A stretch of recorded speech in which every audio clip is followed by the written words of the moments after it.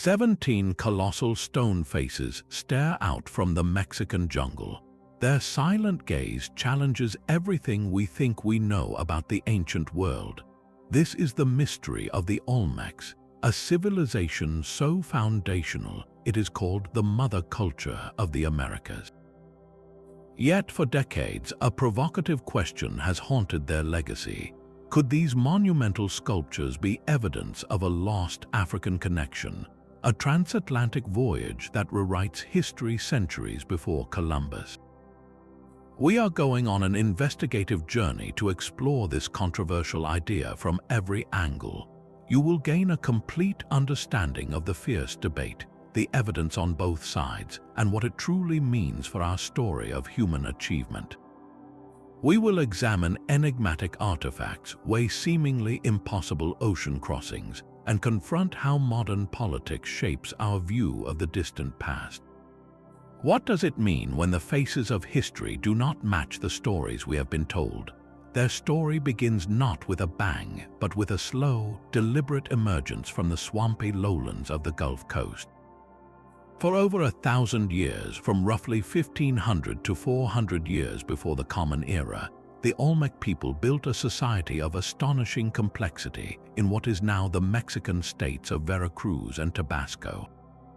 This was not a kingdom of towering pyramids like the later Maya or Aztecs, but a civilization of earth and water, of colossal ambition expressed in stone. They are called the mother culture for a reason. Think of them as the inventors, the first to codify the ideas that would become the bedrock of Mesoamerican life for millennia to come. They carved the first monumental sculptures in the Americas, those awe-inspiring colossal heads weighing up to 20 tons. They developed an early form of writing, etching symbols onto stone and jade that hint at a sophisticated system of record-keeping. They played a ritual ball game that was far more than sport, a sacred drama with profound cosmological meaning. And they laid the groundwork for the intricate calendar systems that would later define the region's sense of time and destiny. Yet, for all their foundational influence, the Olmecs remain profoundly enigmatic. We do not know what they called themselves. The name Olmec comes from an Aztec word centuries later, meaning rubber people for the region's latex trees. Their cities, like San Lorenzo and La Venta, were ceremonial centers that rose to prominence and then were mysteriously abandoned, their great sculptures deliberately buried or defaced. Their origins are unclear, and their sudden decline around 400 years before the Common Era is a puzzle wrapped in the vines of the jungle. This combination of immense achievement and profound mystery is the fertile ground from which all alternative theories grow. When history leaves so many blank spaces, the human mind instinctively tries to fill them in. The most tangible evidence of this mystery is carved in stone. Scattered across the Olmec heartland are 17 monumental heads, each a portrait of a powerful individual hewn from a single, gargantuan block of volcanic basalt. To stand before one is to feel a profound sense of scale and intention. These are not abstract idols, but unmistakably human faces, each one unique. They wear what appear to be protective helmets, often adorned with distinctive symbols, and their ears are pierced with heavy cylindrical ornaments. The sheer logistics of their creation boggle the mind. The nearest source for this specific basalt is in the Tuxtla Mountains, over 50 miles from the great Olmec center of San Lorenzo. This means the Olmecs, without the wheel or draft animals, somehow quarried stones weighing up to 50 tons, roughly the weight of 10 adult elephants, and transported them across rivers and through dense, swampy jungle. The effort speaks to a society capable of immense coordinated labor, all to immortalize the visage of a leader, and it is those visages that ignited a firestorm of debate. Look closely at the features. The faces possess broad noses, full lips, and in some cases what appear to be closed, heavy-lidded eyes. To many observers in the 20th century, especially those first encountering these sculptures in photographs, these features did not align with their preconceived notions of what indigenous American people looked like. The question seemed to leap from the stone itself. Could these be portraits of people from across the Atlantic? Could they represent Africans who crossed the ocean and imparted their knowledge or even their rule to the Olmecs? This visual interpretation became the cornerstone of the African connection theory, a powerful and emotional argument based on a direct physical comparison. Mainstream archaeology offers a different, more localized explanation. Scholars point out that the colossal heads are almost certainly depictions of Olmec rulers, deified kings or chieftains who commanded the labor to build these monuments to their own power. The helmets are likely ballgame headgear, signaling their role in the sacred ritual. As for the facial features, archaeologists and physical anthropologists argue they fall well within the range of phenotypic diversity found among indigenous populations of the Americas, both ancient and modern. They emphasize that artistic style is not a photographic record, that the stone medium and cultural conventions of portraiture shape the final product. The closed eyes, for instance, might not represent a physical trait but a symbolic state of spiritual vision or trance, so we are left with a fundamental clash of perception. Is the face in the stone a biological snapshot or a cultural artifact? Does our eye see what was actually there or what we have been conditioned to look for? The heads do not speak, but their silence is deafening, forcing us to confront how we read history in a human face. This visual puzzle found its most famous interpreter in a scholar named Ivan van Sertima. A professor at Rutgers University, van Sertima became the leading voice for the African connection theory with his 1976 book, They Came Before Columbus. His argument was compelling and direct. He looked at the broad noses, the full lips, and the pronounced facial structure of the colossal heads and saw not stylized art but accurate portraits. To him, these were unmistakably African faces, carved in stone as a record of actual people who had crossed the Atlantic. Van Sertima wove together not just the sculptures, but other artifacts like small terracotta figurines with similar features and proposed a grand narrative. He suggested that Nubian or Egyptian voyagers from Africa could have reached the Americas in reed boats, bringing with them elements of their culture and technology and influencing the rise of Olmec civilization. For many, especially in the African diaspora, this idea was powerful. It was a reclaiming of history, a narrative that placed people of African descent at the heart of a foundational American story long before the tragedy of the transatlantic slave trade. It challenged a Eurocentric view of history that often marginalized or ignored African achievements. The emotional and cultural weight of this argument cannot be overstated. It spoke to a deep need for connection and for a past that reflected a broader, more interconnected human story. The academic response, however, was one of intense skepticism. Mainstream archaeologists and physical anthropologists presented a series of detailed counter-arguments. First, they pointed to the science of human variation. The features highlighted on the heads, they argued, are not exclusive to African populations. Broad noses, for instance, are a common adaptation to humid, tropical environments found in many indigenous groups across the world, including the Americas. Full lips and a strong jawline are well within the range of phenotypes observed in ancient skeletal remains from the region. Second, they emphasized the role of artistic convention and medium. Carving a realistic, delicate nose from incredibly hard basalt is a technical nightmare. A broad, sturdy nose is far less likely to break during the carving process. The so-called helmet could be a stylized representation of a ball player's protective headgear or a royal headdress, flattening the top of the skull and altering our perception of the head's shape.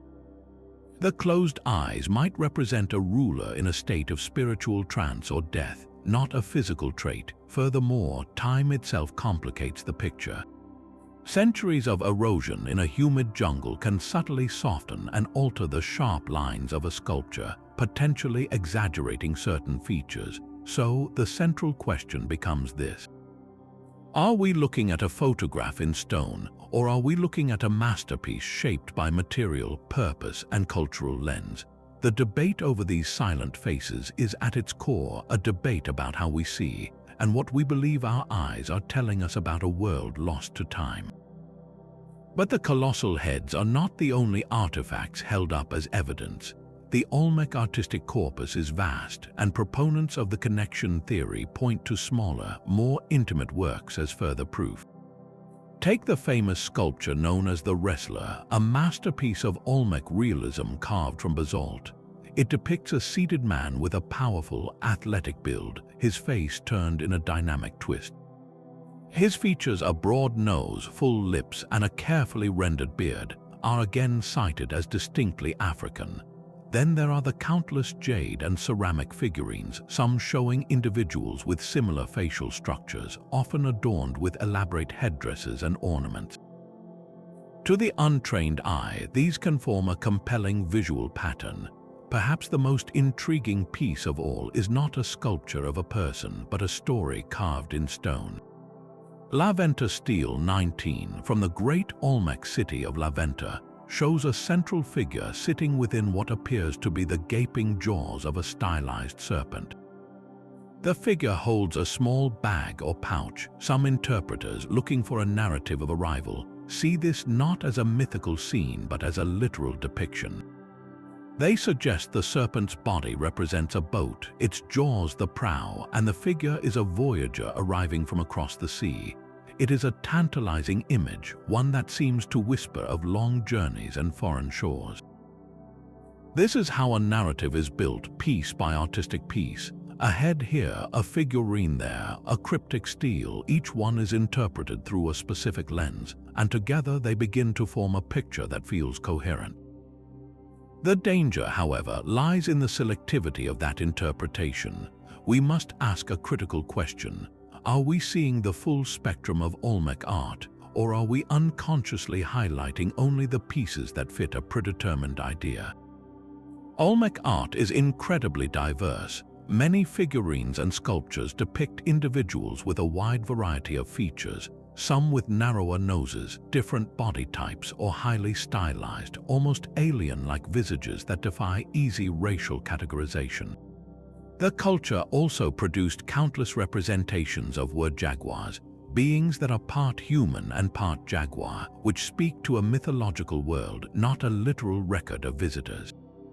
To focus only on the artifacts that resemble modern African populations is to ignore the vast and complex tapestry Olmec artists were actually weaving. Furthermore, applying a modern racial lens to ancient art is a deeply problematic endeavor. Concepts of race as we understand them today are social constructs that did not exist in the ancient world. The Olmecs were not creating art to document biological race. They were creating art to express power, divinity, mythology, and identity. A broad nose on a figurine might signify age, wisdom, or a connection to a specific deity.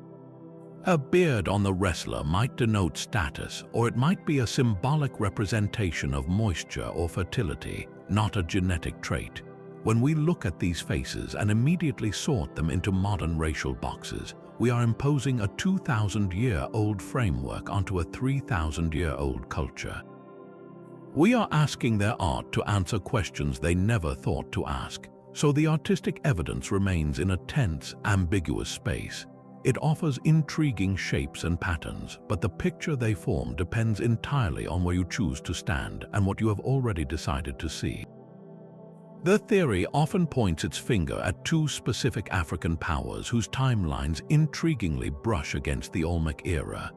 To the east of the Olmec heartland, across the vast Atlantic, the Nile Valley was a cradle of its own monumental achievements. In what is now modern-day Sudan, the Kingdom of Kush, with its Nubian rulers, was a force to be reckoned with, even conquering and ruling Egypt as the 25th dynasty around 750 years before the Common Era. To the north, New Kingdom Egypt was at its imperial height. Proponents of the connection theory look at art from these cultures and see echoes in the Olmec world. They might place an image of a Nubian pharaoh like Taharqa wearing the double uraeus crown next to an Olmec figurine with a similar twin-headed headdress. They note postures like the seated position seen in some statues or the use of certain regalia and symbols of authority. On the surface, these visual parallels can feel striking, suggesting a shared language of power and divinity. And chronologically, the overlap is there. The Olmec civilization reached its peak from roughly 1200 to 400 years before the Common Era, a period that sits squarely within the golden ages of both New Kingdom Egypt and the powerful Kingdom of Kush. This temporal window makes the idea of contact seem, at first glance, historically plausible. The narrative suggests that perhaps Nubian sailors, renowned for their riverine and maritime skills, or even a lost Egyptian expedition, could have been swept off course by currents and winds, eventually making landfall on the shores of the Gulf of Mexico. There, they would have encountered the Olmec people, imparting knowledge of stoneworking, astronomy, or statecraft, and inspiring the sudden flourish of a complex society. It is a story of accidental discovery and cultural fertilization that captures the imagination. But to move from a compelling story to a historical fact, we must confront the brutal reality of the ocean itself. The Atlantic is not a river to be forded. It is a monstrous 3,000-mile-wide desert of water, wind, and waves. Let us consider what such a voyage would have truly required. The prevailing winds and currents in the mid-Atlantic, known as the North Atlantic Gyre, flow in a clockwise rotation. For a vessel departing from West Africa, the natural drift is not westward toward the Americas, but northwestward toward Europe or southward back along the African coast. To cross directly from Africa to the Gulf of Mexico would require fighting against these natural forces for much of the journey, an almost unimaginable feat for ancient sailors without advanced navigation tools or a certain knowledge of their destination. Then there is the question of the vessels themselves. While the Egyptians and Nubians were adept at sailing the Nile and the Red Sea in reed boats and wooden ships, these crafts were designed for coastal and riverine travel. They were not deep-water, ocean-going vessels with the storage capacity for a months-long voyage into the unknown. The saltwater, relentless sun, and marine worms would have quickly degraded reed boats, while wooden ships would have required constant maintenance and a supply of fresh water that simply could not be carried in sufficient quantities. Even if a storm miraculously blew a single ship across the ocean, the survivors would be a handful of dehydrated, starving individuals washing up on a foreign shore. The idea that this ragged group could then organize a local population, teach them sophisticated stone quarrying techniques, establish a new artistic tradition, and become revered enough to have 20-ton portraits carved in their honor stretches logistical possibility to its breaking point. It asks us to believe in not just a one-in-a-million journey, but a one-in-a-million cultural outcome. So we are left balancing two scales. On one side, a few artistic resemblances and a coinciding timeline. On the other, the immense, roaring weight of an ocean and the stark limitations of ancient technology. The silence from the archaeological record on this side of the Atlantic becomes deafening. Where are the shipwrecks, the distinctly African tools, the burials with Nile Valley DNA, or any other concrete, unequivocal evidence of such a transformative presence? Without it, the theory remains anchored in interpretation, forever sailing against the prevailing winds of evidence. The ocean itself is the theory's most formidable critic. To believe in an ancient African connection, we must first believe in the voyage, a journey across the Atlantic that seems, by modern standards, a feat of near impossibility. So what did the maritime world actually look like on the African side of the ocean during the Olmec era? Along the Nile, Egyptian and Nubian civilizations were masters of riverine travel. They constructed elegant vessels from papyrus reeds and later from imported cedar, perfect for navigating the predictable currents of the Nile or the calmer waters of the Red Sea. These were coastal and river craft designed for trade, warfare, and ceremony along known shores. Further west along the bulge of Africa, cultures like the Nok and others certainly engaged in local maritime activity, but there is no archaeological evidence, no sunken shipwrecks or shipyard remains that suggests they possessed deep water, ocean-going vessels capable of a transatlantic journey.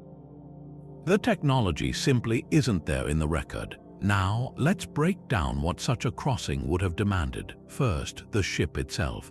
It would need to be incredibly sturdy to withstand Atlantic storms, yet buoyant and spacious enough to carry a crew, their fresh water, and food for a voyage of unknown duration. It would need a sail capable of harnessing the wind effectively and a hull design that could handle massive ocean swells. Second, navigation. This is perhaps the greatest hurdle. Crossing the Atlantic is not a matter of pointing a ship west and hoping for the best. The ocean is a dynamic system of highways made of water and wind. The most plausible route from West Africa to the Americas would involve catching the Canary Current southward, then hooking into the North Equatorial Current, a vast river within the sea that flows westward across the Atlantic's waste. But knowing these currents exist and utilizing them intentionally are two very different things. It requires a profound understanding of celestial navigation using the stars, the sun, and the moon to maintain a course when no land is in sight for weeks. There is no evidence that West African or Nile Valley cultures possessed this specific open ocean navigational science at the time. Finally, survival. A crossing, even with favorable currents, would take a minimum of 1 to 2 months. That is 60 days of managing a finite supply of fresh water, preventing scurvy, repairing a vessel constantly battered by salt and sun, and maintaining morale in the face of a terrifying, endless horizon. The logistical planning alone implies a purpose, a destination in mind, which the theory often frames as an accidental drift. This is where the famous experiments of adventurer Thor Heyerdahl enter the conversation. In 1969 and 1970, Heyerdahl constructed 2 boats, Ra-1 and Ra-2, based on ancient Egyptian designs using papyrus reeds. His goal was to prove that such vessels could, in fact, cross the Atlantic, and in a dramatic sense he succeeded. Ra-2, crewed by an international team, sailed from Safi in Morocco to Barbados in 57 days, demonstrating the physical possibility of the journey.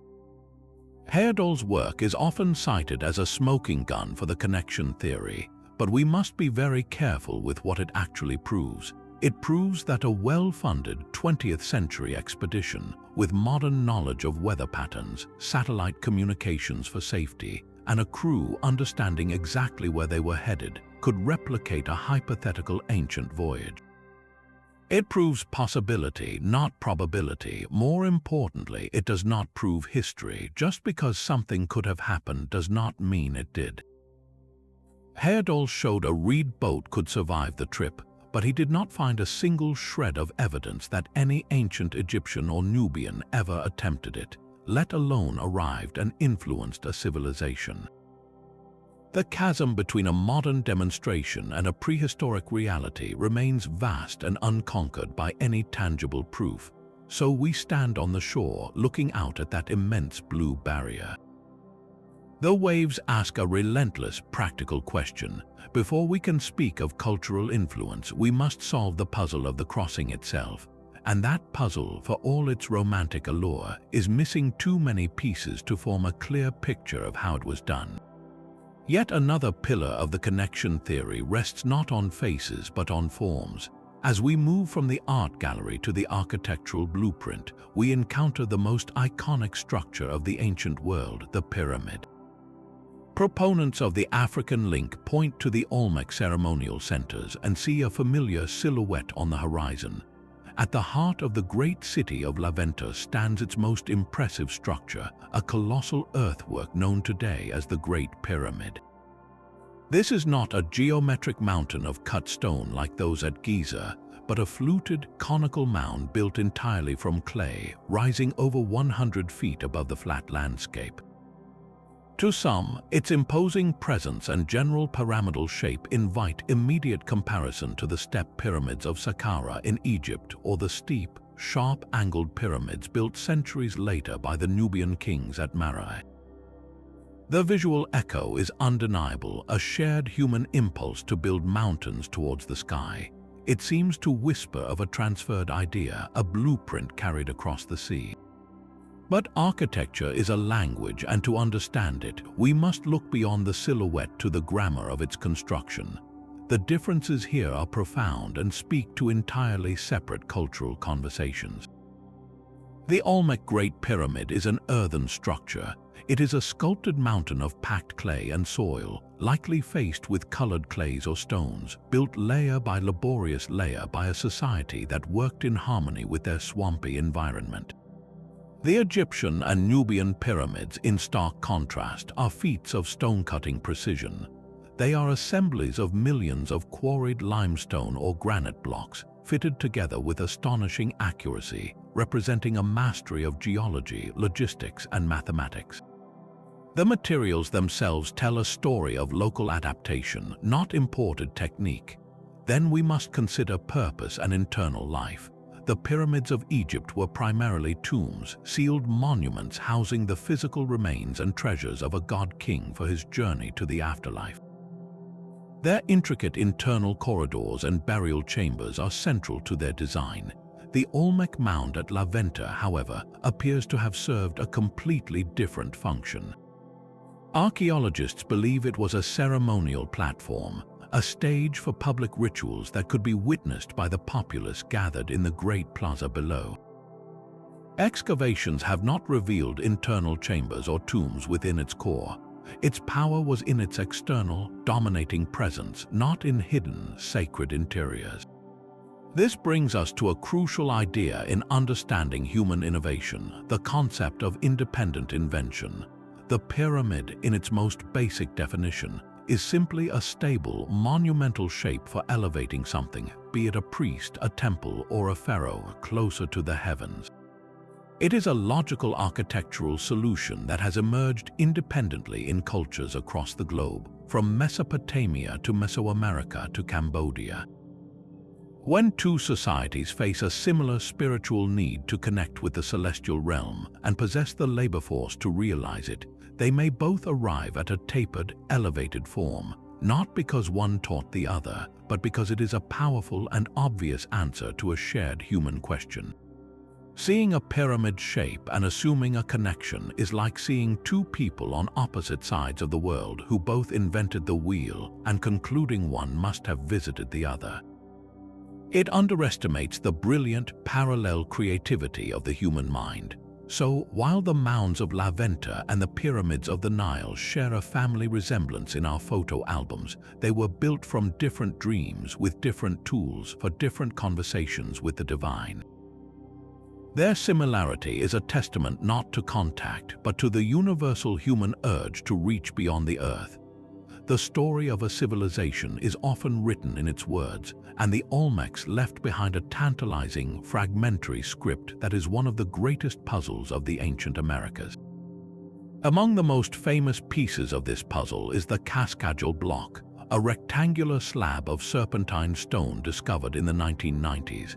Its surface is inscribed with 62 distinct symbols, arranged in rows, a clear and deliberate sequence that scholars believe represents the earliest known writing system in the Americas, dating to around 900 years before the Common Era. The symbols are a captivating mix, some resembling plants or animals, others looking like abstract objects or tools.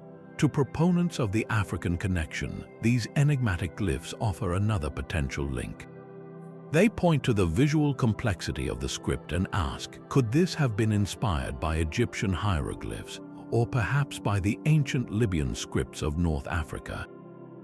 The idea suggests that transatlantic voyagers not only brought their faces in stone, but also the revolutionary technology of writing itself, a gift that sparked literacy in the New World.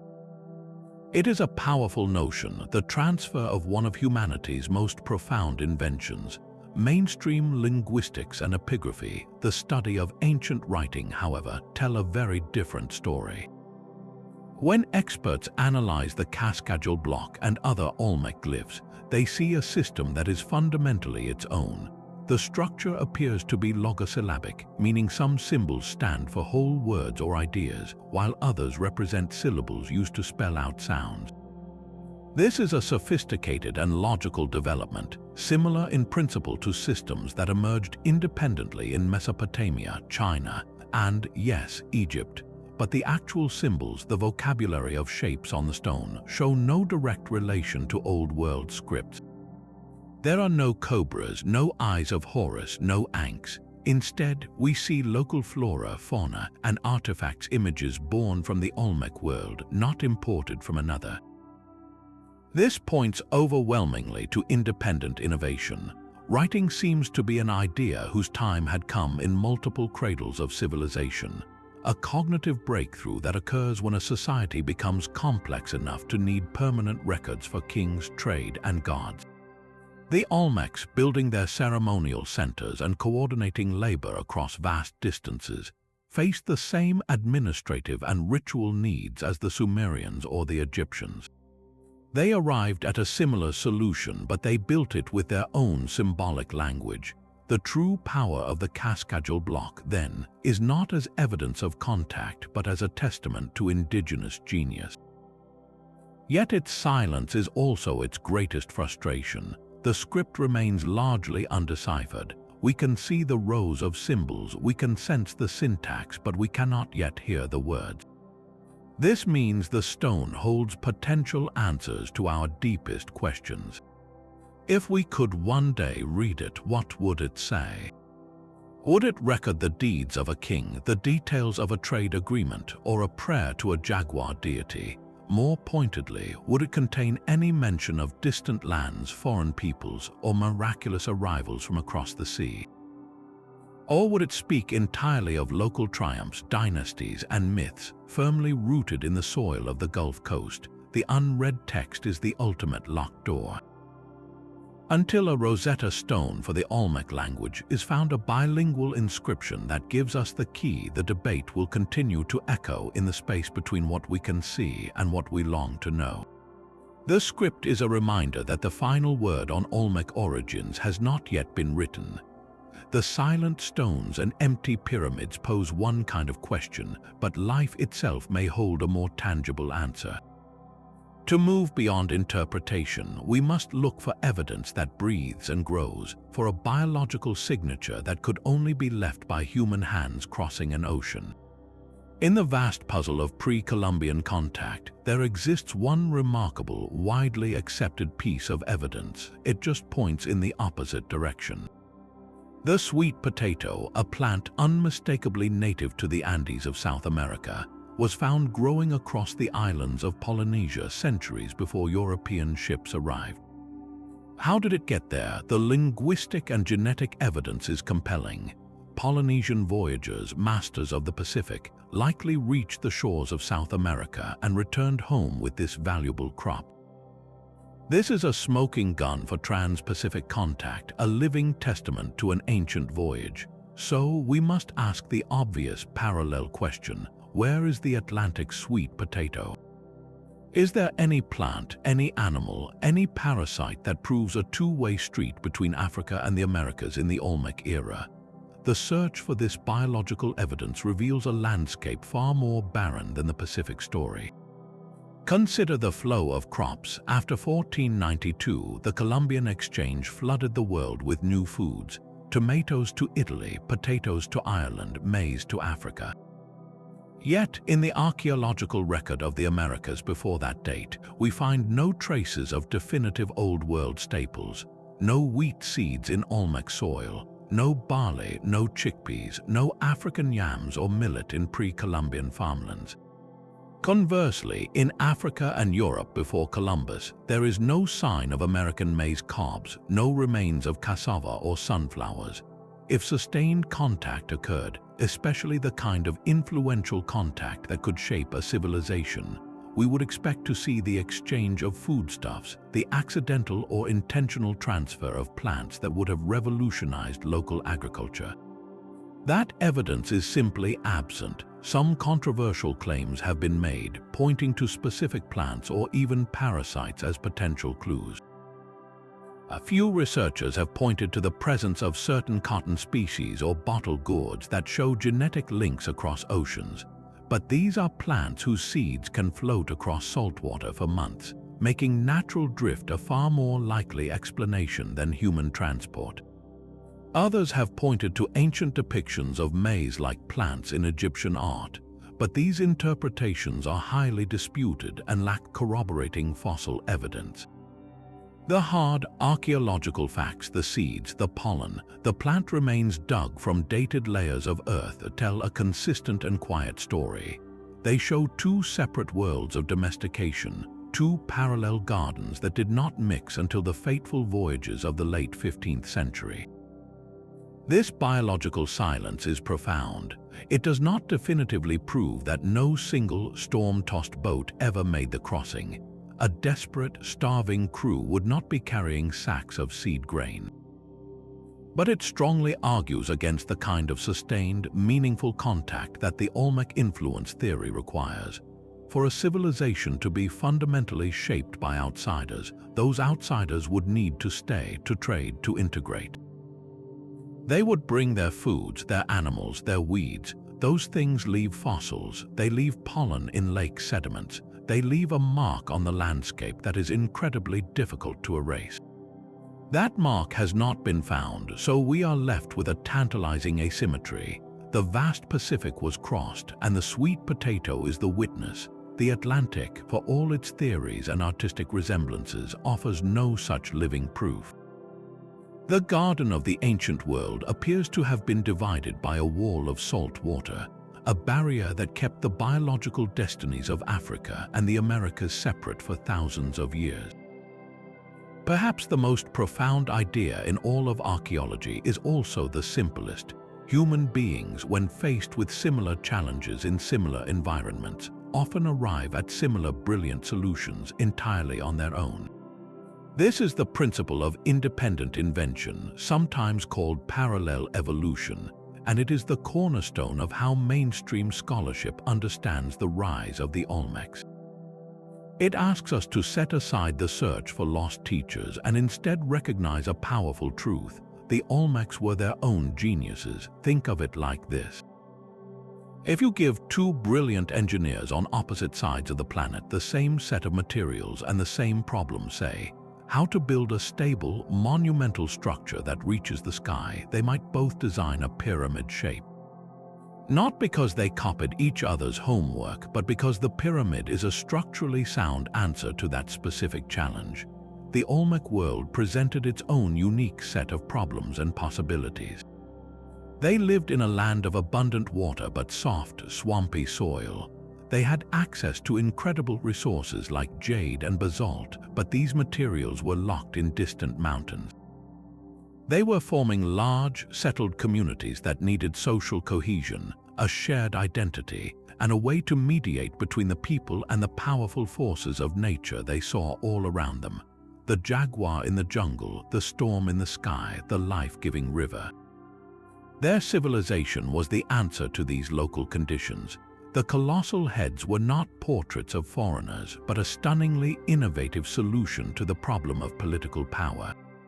In a society without mass media, how do you project the authority of a ruler across time and space?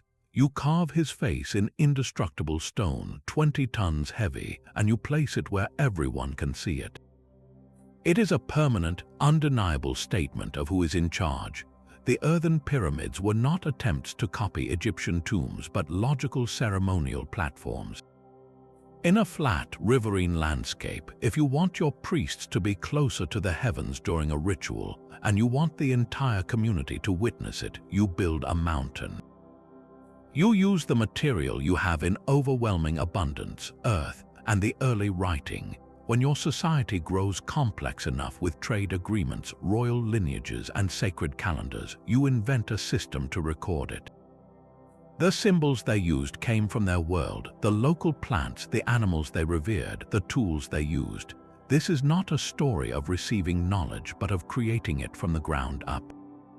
To insist that the Olmecs needed outside inspiration for these leaps is, in a subtle way, to underestimate the breathtaking creative capacity of humanity itself.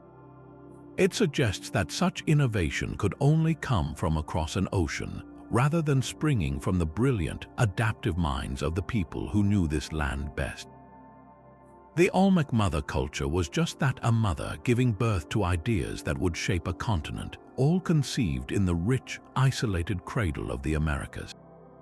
Their story is not one of missing links, but of self-made origins, a testament to what human communities can achieve when they look inward at their own world and dare to build something entirely new. The narrative of a lost African voyage found its most eloquent and passionate champion in a scholar named Ivan van Sertima. Born in Guyana and later a professor at Rutgers University, Van Sertima was not just an academic, he was a storyteller on a mission. In 1976, he published a book that would ignite imaginations and fierce debate in equal measure, titled They Came Before Columbus. His argument was sweeping and compelling. Van Sertima wove together the colossal heads, the terracotta figurines, and select elements of Mesoamerican culture into a grand tapestry. He proposed that Nubians, Egyptians, or other African voyagers had reached the Americas in ancient times, bringing with them knowledge of pyramid building, writing, and astronomy that catalyzed the rise of the Olmec civilization. For Van Sertima, these were not silent artifacts, but loud and clear evidence of African genius on a global stage, centuries before European conquest. The impact of his work, particularly within the African diaspora, cannot be overstated. At a time when mainstream history books often began the story of Africans in the Americas with slavery, Van Sertima offered a powerful counter-narrative. He presented a past of exploration, influence, and dignity. His book filled a profound void, giving countless readers a sense of pride, connection, and a legacy that predated oppression. It became a cultural touchstone, discussed in community centers, classrooms, and homes, challenging a Eurocentric worldview that had long marginalized African achievements. The academic establishment, however, met his work with intense and often harsh criticism. Archaeologists and anthropologists pointed to serious methodological flaws. They argued Van Sertima selectively interpreted evidence, ignored contradictory data, and made leaps in logic regarding ocean currents and chronology that the physical record could not support. His use of artistic comparison was seen as subjective, and his claims of cultural transfer lacked the smoking gun of archaeological proof, like African tools or DNA in Olmec burials. To mainstream scholars, it was a work of passionate speculation, not rigorous history. Yet, even his critics often acknowledge the deeper value of his challenge. Van Sertima forced academia to confront its own biases and to take seriously the need for more inclusive narratives. He highlighted how easily the accomplishments of non-European cultures could be dismissed or attributed to outsiders, and he demanded a re-examination of the stories we tell about human ingenuity. In this sense, his legacy is dual. He popularized a specific historical theory that most experts reject, but he also succeeded in a much larger cultural project, shaking the foundations of how history is written and for whom. The debate over his ideas is, at its heart, a struggle over who gets to claim the past and whose ancestors are credited with the spark of civilization. The heart of the scientific method is not about what seems possible, but what can be proven beyond a reasonable doubt. For mainstream archaeology, the theory of an African connection founders not on a lack of imagination, but on a profound absence of evidence meeting that rigorous standard. The discipline operates like a courtroom for the past, demanding tangible exhibits that can be examined, dated, and verified by multiple independent experts. And in this courtroom, the prosecution's case is built on a foundation of compelling visuals, but the defense presents a powerful rebuttal based on what is not there. First, and perhaps most decisively, is the silence of the bones. in recent decades, scientists have begun extracting ancient DNA from skeletal remains found at Olmec sites and in the broader region. While this field is still young and the sample size is limited, the genetic story emerging is one of deep indigenous roots. The DNA shows clear links to other ancient populations in the Americas and to the indigenous peoples of the region today. There is no genetic signature, no trace of mitochondrial or Y chromosome lineages that points to a sudden influx of people from Africa during the Olmec era. If a group of influential Africans had arrived, intermarried with the local elite, and founded dynasties immortalized in stone, we would expect to find their genetic fingerprint. So far, it is absent. The skeletons themselves tell a similar story. Physical anthropologists who study the shapes of skulls and bones find that Olmec remains fall comfortably within the range of variation seen in other early American populations. There is no cluster of skeletons displaying anatomical features that would be considered anomalous for the region, features that would suggest a distinct, recent biological group from another continent. The second glaring absence is in the dirt. Archaeology is a layer-by-layer reconstruction of history. When you excavate a site like San Lorenzo or La Venta, you find strata of occupation, each layer sealed by time, containing the everyday debris of a civilization: pottery shards, tools, food remains, ritual objects. In these meticulously documented layers, archaeologists have never uncovered an artifact that is unequivocally African. There are no distinctly Nubian pottery styles, no Egyptian scarabs, no iron tools of a type used in the Nile Valley, no ship timbers or rigging from Old World vessels. Every object found fits logically into the evolving, local material culture of Mesoamerica. Proponents sometimes point to small, portable items like beads or figurines, but these are always stylistically Olmec, their resemblance to African art existing only in the eye of the modern beholder, not in their manufacturing technique or cultural context.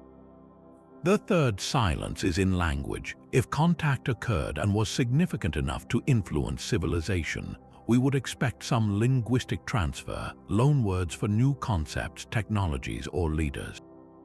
Yet, in the fragmentary Olmec script and in the languages of their descendants, linguists find no such imports. The vocabulary is wholly Mesoamerican, derived from ancient roots native to the Americas. There are no words for pyramid, king, or star that bear a resemblance to ancient Egyptian or Nubian terms. Language is a stubborn record of contact, and here the record is blank. The archaeological rebuttal argues that the connection theory often commits a critical error, cherry-picking.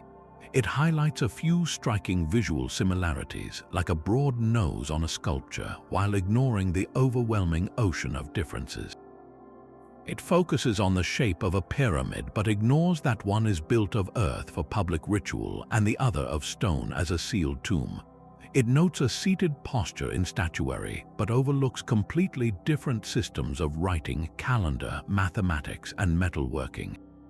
The Olmecs had no functional use of the wheel, no bronze or iron smelting, and a cosmology centered on the jaguar and the maize god, concepts utterly foreign to the Nile Valley.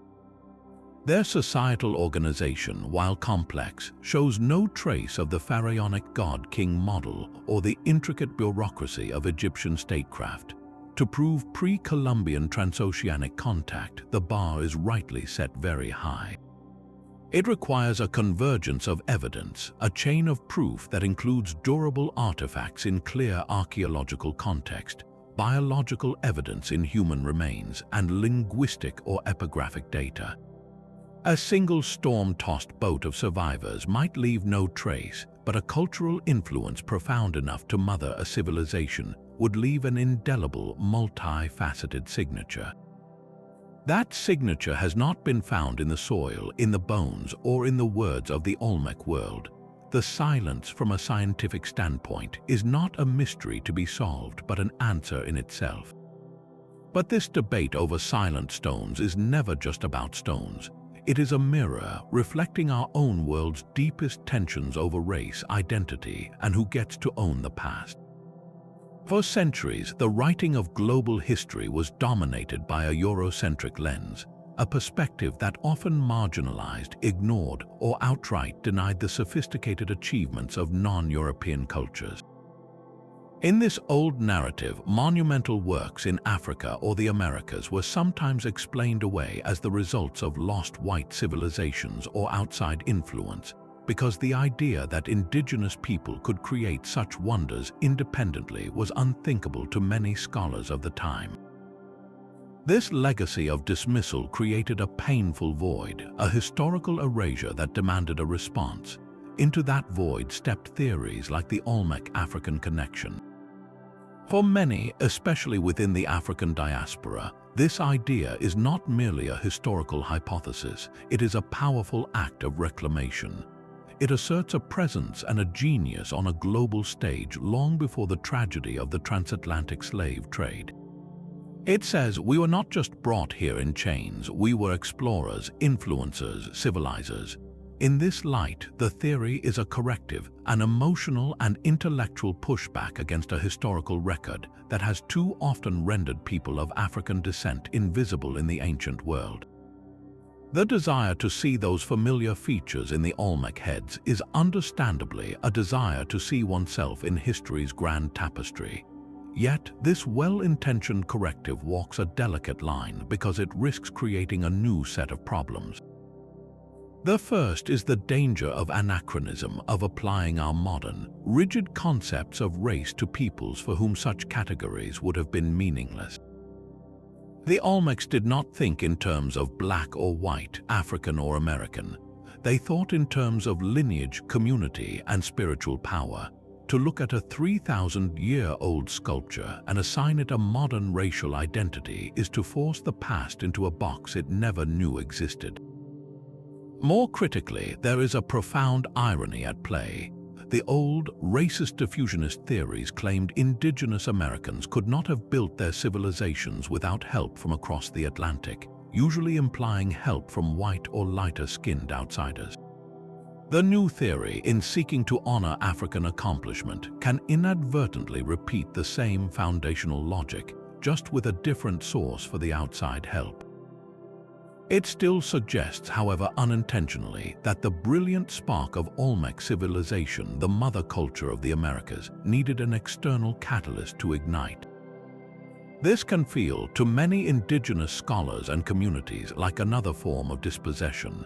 It is as if to say, your ancestors were not capable of this genius on their own, someone else had to bring it to them. It risks robbing the Olmecs and their descendants of their own monumental, homegrown achievements, so we are left in a difficult, necessary space of tension. On one side, a hunger for historical inclusion and pride born from centuries of exclusion. On the other, a defense of indigenous autonomy and innovation born from centuries of colonial denial. Both impulses are valid, both are rooted in a struggle for dignity. The challenge is to honor the deep need for a connected, global human story without diminishing the breathtaking, independent creativity of the cultures that flourished in isolation. Perhaps the true lesson of the colossal heads is not about where the Olmecs came from, but about how hard it is for us today to simply let them be who they were in all their mysterious self-made glory. History is littered with artifacts that promise to rewrite the story, objects that seem to speak of impossible journeys. In the late 19th century, a Swedish immigrant farmer named Olof Oman was clearing trees on his land in Kensington, Minnesota, when his plow struck a large, flat stone. As he wiped away the dirt, he saw strange, angular markings carved deep into the greywacke slab. The inscription, written in a form of runes, told a harrowing tale. It spoke of 8 Swedes and 22 Norwegians on a journey of exploration from Vinland to the west. The date carved was the year 1362. The message ended grimly, stating that 10 men were red with blood and dead, and pleading for the Virgin Mary to save them from evil. This was the Kensington runestone, and if it was genuine, it meant Norse explorers had penetrated deep into the heart of North America, a full 130 years before Columbus. The local Scandinavian immigrant community embraced the stone with fervent pride. Here, in the soil of their new American home, was a direct link to their heroic Viking ancestors, proof that their people had discovered this land first. It became a cornerstone of identity, a source of immense cultural prestige in a new world. The stone was placed in a local bank, then a museum, celebrated in parades and books. It felt like vindication, a tangible connection to a glorious past that elevated their place in American history. The academic world, however, looked at the stone with profound skepticism. Linguists and rhunologists who studied the inscription raised immediate red flags. The runes used were a peculiar mix, some from a medieval alphabet, others from a much older Viking Age set, a combination experts argued no genuine Norse carver would ever use. The language itself was oddly modern, laced with Swedish and English phrasing that seemed out of place for the 14th century. Even the geology told a suspicious story. The carved grooves showed sharp, unworn edges, lacking the centuries of weathering one would expect from a stone lying in the earth for over 500 years. The preponderance of scholarly opinion concluded the stone was a clever, late 19th century hoax, likely created by Oman himself or someone in his community, a fascinating folk artifact but not a historical document. A Kensington runestone stands as a powerful cautionary tale. It shows how a community's deep need for a validating narrative can breathe life into an ambiguous object. The desire for that connection was so strong it overrode the mounting linguistic and geological evidence for decades. This is the same powerful force we see at play with the Olmec heads. In both cases, a physical object, a carved stone, becomes a screen onto which a community projects its own hopes for the past. For Scandinavian immigrants, it was a claim to primacy and heroic lineage. For those seeking to redress historical erasure, the Olmec heads become a claim to ancient African agency and influence. The emotional drive is understandable and human, but it operates in a different realm from the slow, meticulous work of evidence. The lesson of Kensington is not that all unconventional claims are false, but that extraordinary claims demand an extraordinary standard of proof. To shift a historical paradigm, one needs a convergence of evidence, not just a compelling artifact, but corroborating proof from multiple, independent disciplines. For the Vikings in North America, that proof eventually did arrive, not from a contested runestone in Minnesota, but from the undeniable archaeological excavations at El Ants Orcs Meadows in Newfoundland, where the foundations of actual Norse buildings were uncovered. That is the gold standard, a verifiable settlement with tools, waste heaps, and datable layers in the soil. For the Olmecs, that level of corroborating, multidisciplinary evidence, African DNA in bones, Old World tools in dated strata, an unbroken chain of cultural transfer remains elusive. The heads alone, like the runestone alone, cannot carry the full weight of the story we might wish them to tell. They remind us that the past is not always what we need it to be, and that the most respectful history often requires us to listen to the silence as carefully as we interpret the marks on the stone. If the stone heads could speak, what language would they use? Today, we have a tool that allows us to listen to the most intimate story of all, written in the very code of life itself. Archaeogenetics, the study of ancient DNA, offers a potential path through the fog of interpretation to something approaching biological fact. By extracting genetic material from skeletal remains, scientists can trace lineages, map migrations, and identify ancestral connections with a precision that art and artifacts alone can never provide. So, what does the genetic whisper from the Olmec world tell us? The data, while still limited by the brutal conditions of a tropical climate that rapidly degrades DNA, points in a singular, clear direction. Analyses of bones from Olmec-era sites and surrounding regions consistently show genetic profiles that align with other ancient Native American populations. These lineages trace back to those early groups who crossed the Bering Land Bridge from Siberia tens of thousands of years ago. then slowly dispersed and diversified across 2 continents over countless generations. In this genetic tapestry, researchers have so far found no threads that are uniquely African or European from the pre-Columbian era. No mitochondrial DNA haplogroups common in West Africa, no Y chromosome signatures from the Nile Valley have been identified in remains dated to the time of the colossal heads. The story written in the bones is one of deep indigenous roots and a long, isolated development in the Americas. This does not, of course, prove that a single boatload of travelers could not have arrived. Genetics is a blunt instrument for detecting tiny, fleeting events. A small group of voyagers who did not leave descendants or whose genetic contribution was diluted over centuries might be invisible to our current science. But for the grand narrative of influential contact, for the idea that African people shaped the foundation of Olmec civilization, the genetic evidence is silent. It does not show the lasting biological imprint such a foundational event would almost certainly leave behind. The door, however, is not permanently closed. Science is a process of updating with new evidence. The humid Mesoamerican climate is a notorious enemy of DNA preservation, making every successful extraction a minor miracle. Future discoveries, better techniques, or the lucky find of a perfectly preserved burial in a dry cave could always reveal a surprise. For now, the most advanced tool we have for reading human history directly from its source offers no support for an ancient transatlantic connection. It paints a picture of a brilliant, homegrown culture whose ancestors walked into the New World from the north and whose legacy was carved from the stone of their own land. Yet to truly understand the Olmecs, we must step back and see them not as an island, but as the heart of a vast, interconnected continent. Their influence did not radiate from across an ocean, but pulsed along well-worn trails through jungles and over mountains, weaving a web of ideas that would define the Americas for millennia. The Olmecs were master traders and cultural innovators, and their true legacy is written in the civilizations that grew up around them.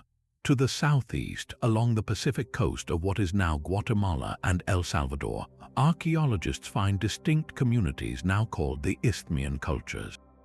In places like Chalchuapa, they uncovered something remarkable: Olmec-style art and artifacts hundreds of miles from the Gulf Coast. This was not a colonial outpost, but a clear signal of exchange. The people there adopted and adapted Olmec motifs, like the iconic word jaguar and the flame eyebrow symbol, blending them with their own local traditions. They were not copying a foreign overlord, but participating in a shared prestige language of power and the sacred, likely fueled by a thriving trade in coveted goods like obsidian for tools and cacao for ritual drinks. The Olmecs were the early trendsetters, and their stylistic vocabulary became a valuable currency of connection. This influence flowed westward as well into the high valleys of Oaxaca. Here, the Zapotec civilization was beginning to stir at a site called San Jose Mogote. From the Olmecs, the Zapotecs seem to have drawn inspiration for their own monumental architecture and the very concept of carving public monuments. They adopted the Olmec practice of using carved stone to display authority and record important events, a tradition that would eventually lead to their own sophisticated hieroglyphic writing system. This was not a one-way street of imitation, but a dialogue. The Zapotecs took these ideas and refined them, building their own unique identity while acknowledging the source of the inspiration. The most profound and debated relationship, however, is with the Maya. For a long time, scholars saw the Maya as the direct inheritors of Olmec genius, a linear passing of the torch. Modern archaeology reveals a more complex, fascinating picture. The Maya world was not empty when Olmec ideas arrived. In the lush Guatemalan highlands and the Patane lowlands, sophisticated communities with their own traditions were already evolving. Olmec influence arrived not as a conquering force, but as a catalyst, a set of powerful concepts that the Maya selectively adopted and then spectacularly transformed. They embraced the Olmec ball game but built colossal, ornate ball courts. They developed the Olmecs' early calendrical notations into the most intricate timekeeping system ever devised, capable of tracking celestial cycles over millions of years. They took the seed of writing and grew it into a full, eloquent script that could record poetry, history, and astronomy. The Olmecs provided a foundational toolkit, but the Maya used it to build a cathedral of culture. This vast network of interaction through trade, through shared ritual practices, through the slow migration of artisans and ideas, paints the true portrait of the Olmecs. They were not a mysterious, isolated phenomenon waiting for an outside explanation. They were the central node in the first great American exchange network, a powerhouse of innovation whose artistic styles, religious symbols, and political concepts became the common language of emerging civilization across Mesoamerica. Their story is not one of transatlantic arrival, but of continental influence, a testament to how ideas can travel and transform when cultures connect on their own terms across their own world. The search for lost voyages is a human obsession, and the Olmec heads are far from its only target. Across the centuries, many cultures have been proposed as secret discoverers of the Americas, each theory a thread in a vast tapestry of fringe history. Long before Ivan van Sertima's work, other candidates sailed through the imagination. Some point to the Phoenicians, those legendary seafaring traders of the ancient Mediterranean, suggesting their ships could have ventured beyond the Pillars of Hercules and been swept across the Atlantic. Others cite controversial finds, like what appeared to be Roman coins unearthed in Venezuela, or speak of alleged Chinese expeditions led by the explorer Zheng He reaching the New World decades before Columbus. Each of these ideas follows a similar pattern, a tantalizing artifact, a chronological possibility, and a narrative that fills a blank space on the map with a familiar face. Placing the Olmec-African connection within this wider spectrum is crucial. It shows us that the desire to find transoceanic links is not unique to any one group or agenda, but a recurring theme in how we grapple with the unknown. We look at the monumental and the mysterious, and our minds instinctively seek a known origin, a builder we recognize from our own history books. The African theory stands out among these, not for its evidence, which is similarly contested, but for its profound cultural and emotional resonance in the modern world. It addresses a specific historical wound and offers a narrative of dignity and influence that was systematically denied. This gives it a weight and urgency that theories about Phoenician traders or Roman legionaries simply do not carry. Yet, for all its significance, it cannot escape the same rigorous courtroom of proof demanded of any extraordinary claim. The burden is shared equally. A Roman coin in the Americas must be shown to have arrived before 1492, not dropped by a modern collector. A Phoenician shipwreck must be found on the wrong side of the Atlantic, its timbers dated to the right millennium. An African contact requires more than artistic resemblance.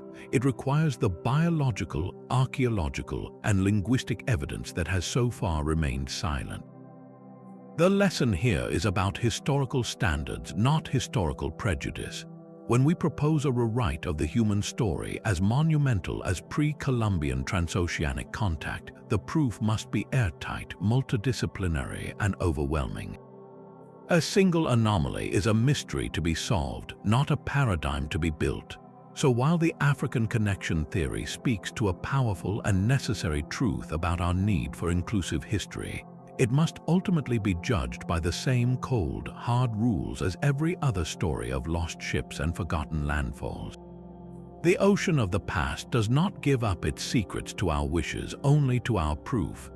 17 stone faces watch from the jungle, but perhaps we have been listening to the wrong voices. To understand them, we must step into the world that carved them, a world where stone was not a portrait gallery but a sacred language. In the cosmology of ancient Mesoamerica, the human form was a vessel for cosmic power. A ruler was not just a political leader, He was an axis mundi, the living pivot between the heavens, the earth, and the dark, fertile realm of the underworld. His very body was a conduit for the forces that sustained creation. Seen through this lens, the colossal heads transform. They are not attempts at photographic realism from a foreign land, but monumental declarations of divine kingship carved in the symbolic vocabulary of their own culture. Look again at those so-called helmets. Their distinct shape and thick padding bear a striking resemblance to the protective gear worn by players in the sacred ball game, a ritual that was far more than sport. This game reenacted cosmic battles, the struggle between light and darkness, life and death. The ball, often made of solid rubber, represented the sun itself, hurtling through the underworld at night. To wear the helmet of a ball player was to wear the mantle of a cosmic warrior, a man who participated in the very rituals that kept the universe in motion. By depicting a ruler in this regalia, the Olmecs were saying he was the protagonist in this eternal drama, the one whose actions guaranteed the sun would rise again. And what of those enigmatic closed eyes? In our modern perspective, we might interpret them as a physical trait, but in Olmec art, closed eyes are a powerful symbol. They can represent a state of deep trance or vision, a sign that the individual is communicating with the spirit world, receiving messages from ancestors or deities. Alternatively, closed eyes can signify a connection to the underworld, the realm of the dead and the source of all regenerative power. A ruler with closed eyes is not sleeping, he is seeing on a different plane, drawing authority from a source beyond the living. It is also possible that the closed, heavy-lidded look is simply a stylistic convention, a way to convey solemnity, permanence, and an inward, divine focus. The stone itself demanded certain forms. A broad nose was less likely to break during carving than a delicate one, and the full lips may have been an artistic emphasis on the breath of life, or ik, a concept sacred across Mesoamerican cultures. Every feature likely carried multiple layers of meaning, all rooted in local belief, not foreign biology. Consider the setting. These heads were not placed randomly. At the great Olmec center of La Venta, they were arranged in lines or groups in the ceremonial plaza, facing outward perhaps as an eternal audience for rituals or as a council of deified ancestors overseeing the community. They were anchors of sacred space, their immense weight and permanence meant to tether the spiritual power of the ruler, and by extension the entire city, to that very spot for all time. They were less about recording an individual's appearance and more about installing his enduring essence into the heart of the city. This indigenous interpretation requires no lost voyages or outside teachers. It emerges logically from the soil of Mesoamerica itself, from the well-documented practices and symbols that would flourish for thousands of years after the Olmecs. It tells a story of a people who looked inward to their own environment, their own spiritual challenges, and their own genius to answer the eternal human questions of power, legacy, and connection to the cosmos. The heads in this light are not puzzles begging for an Atlantic solution, but masterful, self-contained statements. They are the Olmecs explaining themselves in stone on their own terms.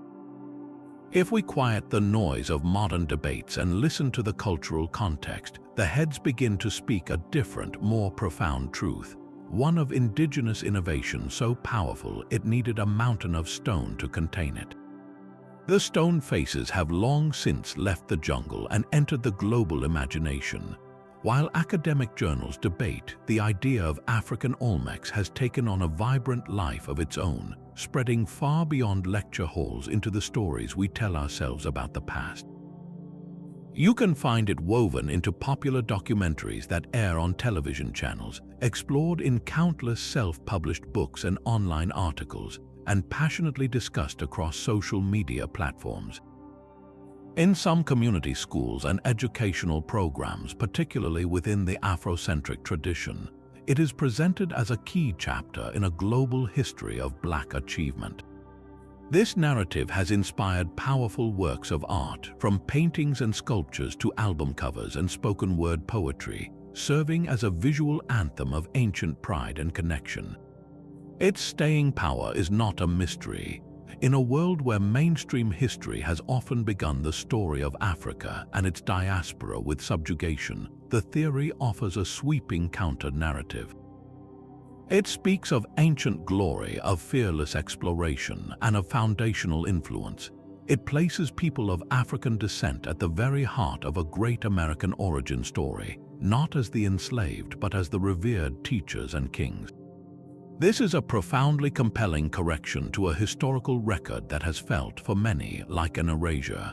The theory is more than a hypothesis. It is a cultural artifact in itself, a story that fulfills a deep human need for dignity and legacy. And stories, especially those that redress a great wrong, carry an immense emotional weight that pure data often struggles to counter. They shape identity, fuel creativity, and build communities around a shared vision of the past. This is why the debate feels so charged. It is not merely about pottery shards and carbon dates, but about whose ancestors get to be the heroes in the epic of human civilization. The academic critique feels, to those invested in this story, like another dismissal, another gatekeeping of history by the same institutions that long ignored non-European contributions.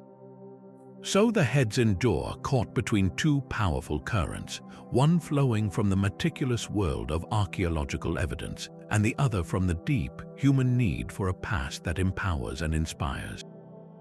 That deep human need for a story, for a past that connects and empowers, is precisely what makes this debate so much more than an academic footnote.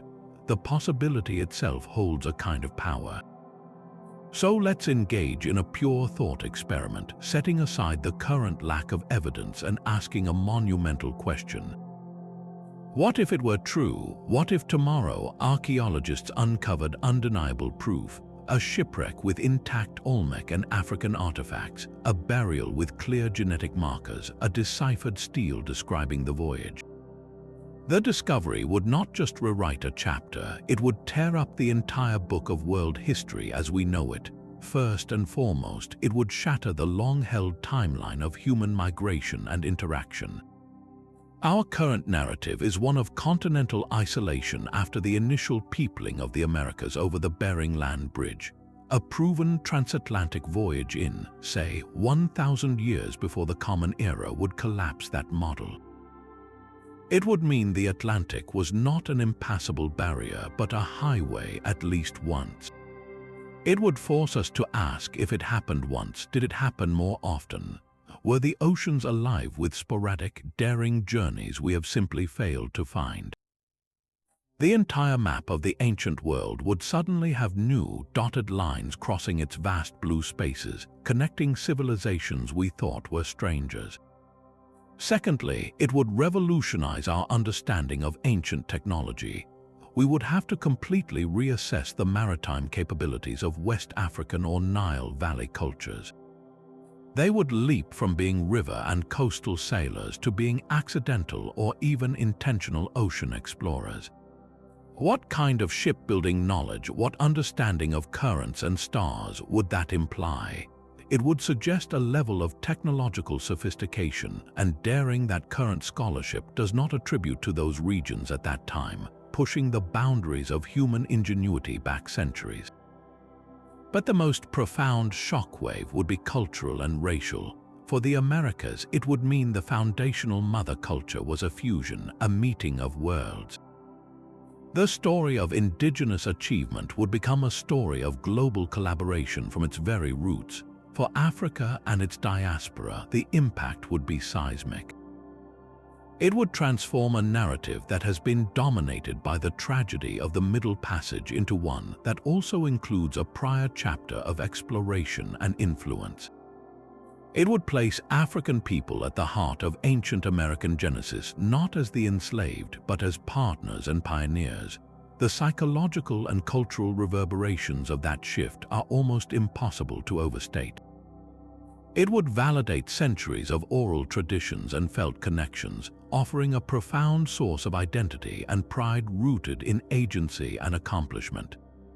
This is why the debate carries such emotional voltage. We are not just arguing over stone noses and ocean currents, we are grappling with the very foundations of identity. The possibility, however slim the current evidence, speaks to a deep desire for a more interconnected, less lonely human story, one where the great civilizations did not bloom in total isolation, but were part of a whispered, ancient conversation across the seas. The sheer weight of that potential revelation is what keeps the question alive, burning quietly beneath the calm surface of academic consensus. But what would it take to move this idea from powerful story to proven fact? The archaeological world is not closed to rewriting history, but it demands a very specific kind of proof, a smoking gun that leaves no room for interpretation. This is not about finding another sculpture that looks like something. It is about finding an object, a body, or a word that could not possibly be there unless the journey actually happened. Imagine an excavator carefully brushing away soil at an Olmec site like San Lorenzo, working in a layer of earth that has been sealed for millennia, its date confirmed by carbon testing of surrounding charcoal or seeds.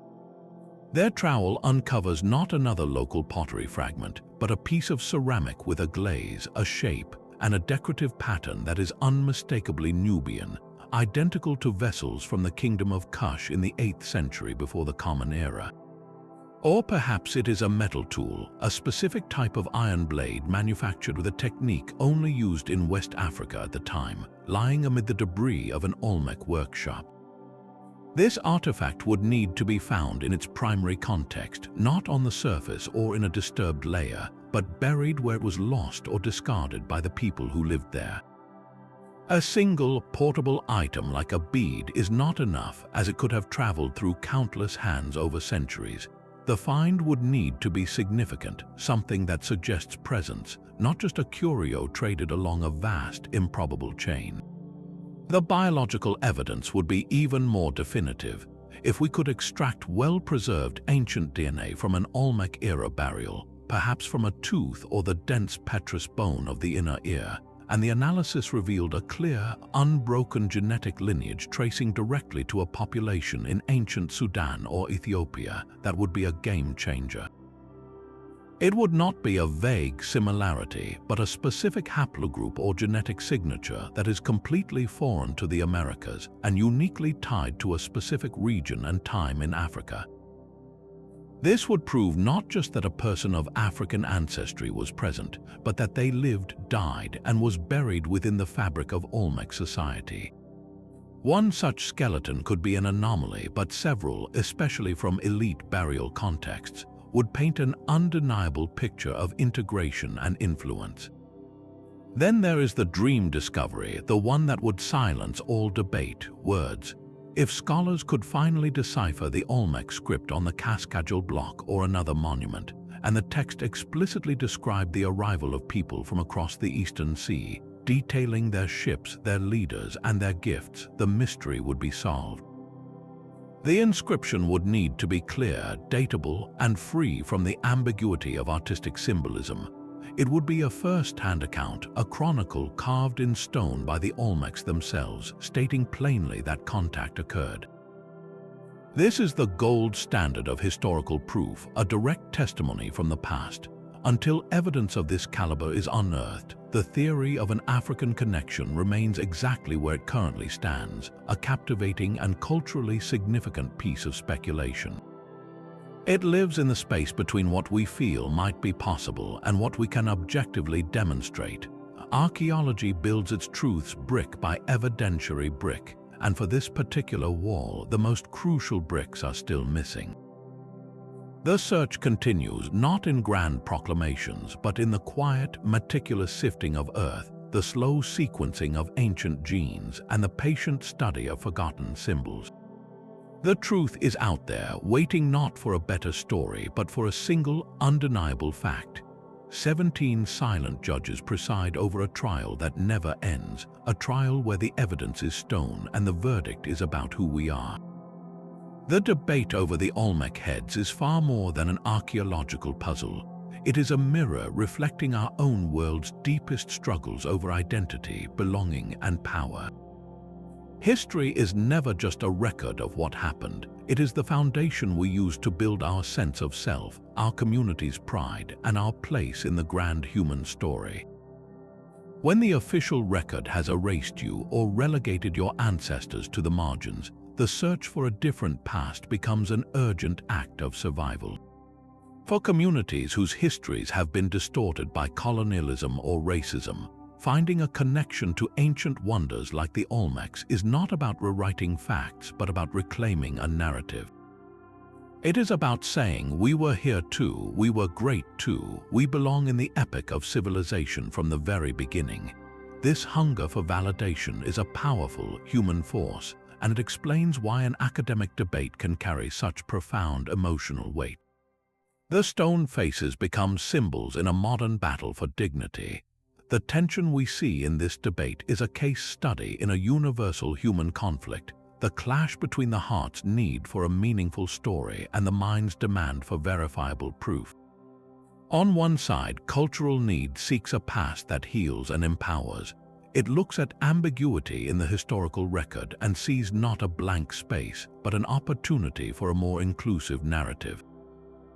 It asks, why is the default assumption always that indigenous people could not have done this alone? And why is the suggestion of African agency so quickly dismissed? These are valid, necessary questions born from centuries of exclusion. On the other side, academic rigor operates by different rules. Its mission is not to heal, but to know as accurately as possible with the evidence available. It treats the past as a crime scene where every claim requires a chain of custody, where an artifact out of context is meaningless, and where a compelling story is not a substitute for a verifiable fact. This process can feel cold, even hostile, to those who find deep personal truth in a different interpretation. The Olmec debate sits squarely in this painful gap. It forces us to ask uncomfortable questions. Who gets to claim which achievements? When we look at a magnificent civilization, do we instinctively look for its origins elsewhere, revealing our own biases about where genius can come from? And how do we respectfully navigate the space where a community's deeply felt historical identity diverges from the current archaeological consensus? There are no easy answers, only difficult, necessary conversations.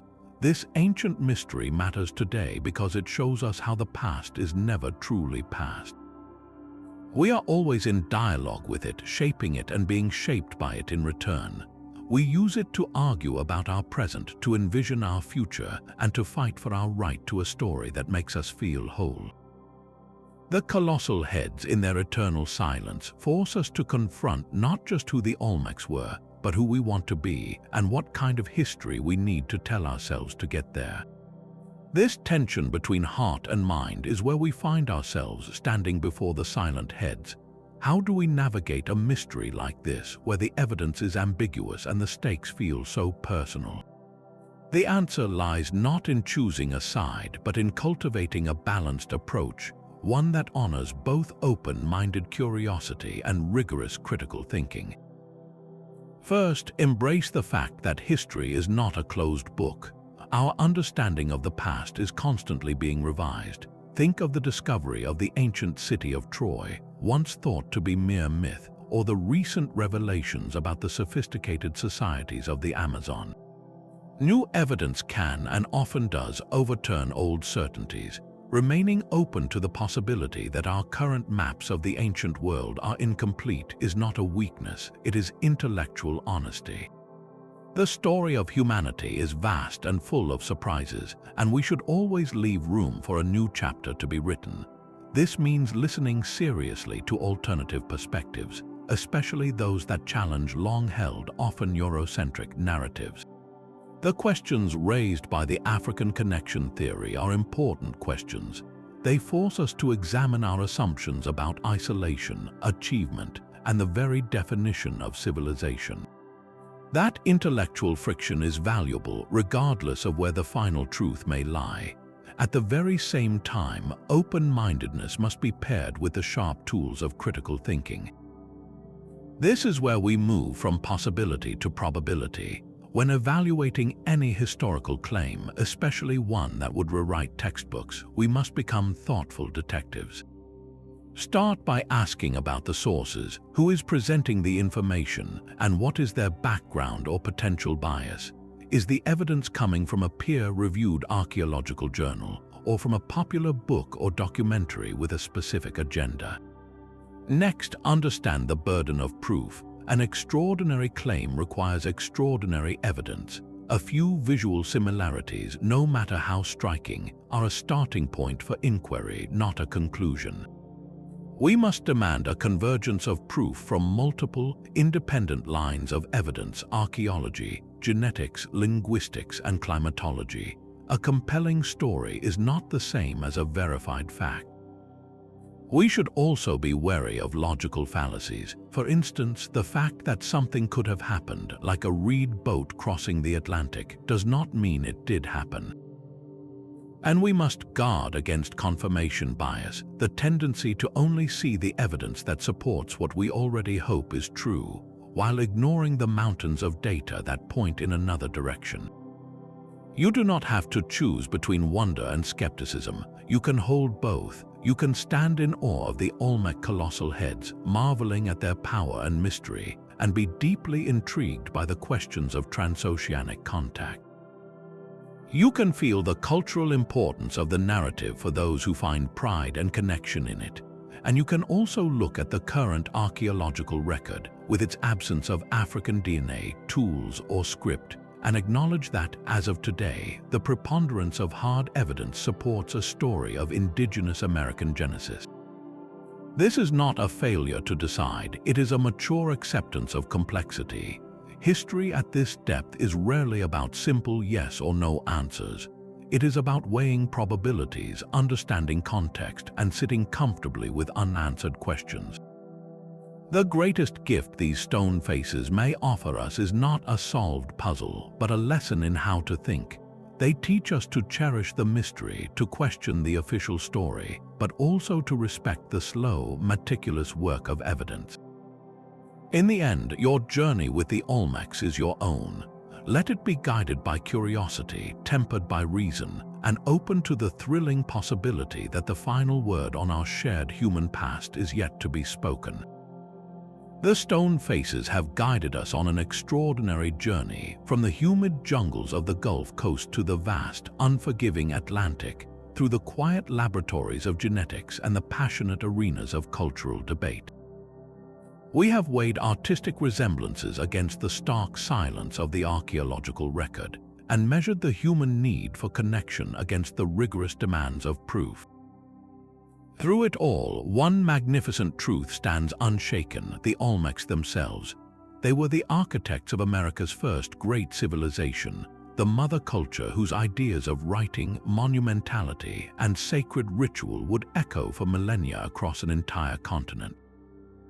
Their story is a testament to indigenous genius, a brilliant flame that ignited in the Americas, not one that was carried from across the sea.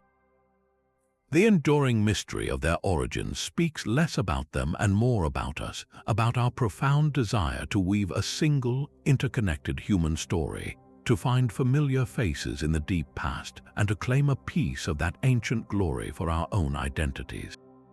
This is the real power of history. It is never just about what happened. It is a conversation we have with ourselves about who we are and where we come from. The search for answers, even when they remain elusive, expands our understanding and challenges our assumptions. So keep questioning, keep exploring. Look at the world's ancient wonders with both an open heart and a critical mind. What other hidden connections, what other lost chapters are waiting to be discovered? Let us know what you think in the comments below. Did this deep dive change your perspective on this historical mystery? If you enjoyed the journey, please give this video a like and subscribe for more explorations into the forgotten corners of our shared human past.